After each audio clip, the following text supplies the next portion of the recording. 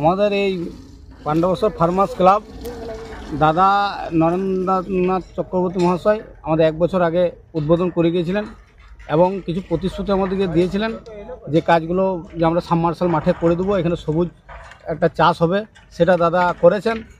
3টে আমাদের সাবমার্শাল করে দিয়েছেন এবং সেখানে আজ আমরা 250 বিঘে গম লাগিয়েছি এবং 2টো পুকুর আমাদের করা হয়েছে।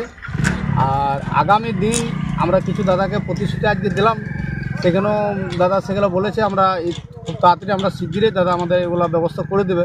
তার মধ্যে হচ্ছে একটা যে ধান সরকারি আন্ডারে আমরা কিনছি কৃষকদের, সেই ধানের একটা গোডাউন, আর একটা হচ্ছে আপনার কৃষি আমাদের যে খাদানগুলো আছে সেগুলো আমরা কৃষিকাজে ব্যবহৃত করব। এটা আমার একটা স্বপ্ন ছিল। একসময় এক ভিডিও বলেছিল পাণ্ডবেশ্বরে চাষ হয় না।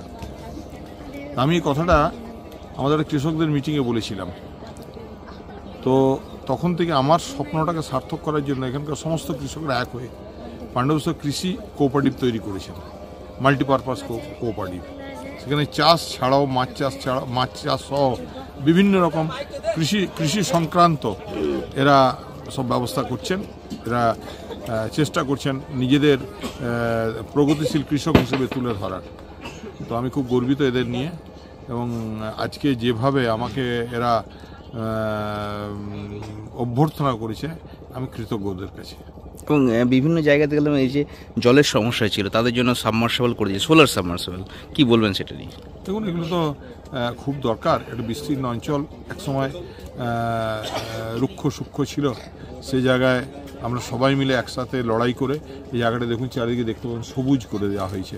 তো এই সবুজের আহ্বান, সবুজের ডাক। আগামী দিনে কি পরিকল্পনা রয়েছে এই ফার্মার্স ক্লাব নিয়ে? ফার্মার্স ক্লাব শুধু নয়, কৃষি কোঅপারেটিভকে নিজেদের পায়ে দাঁড় করানো, এদের কৃষি যন্ত্রপাতি সরকারি ভর্তুকিতে দেওয়ানো, এবং যাতে আরও কৃষকরা আগ্রহ হয় চাষে এবং তারা এগিয়ে আসে, সেই লক্ষ্যে আমরা এগোচ্ছি।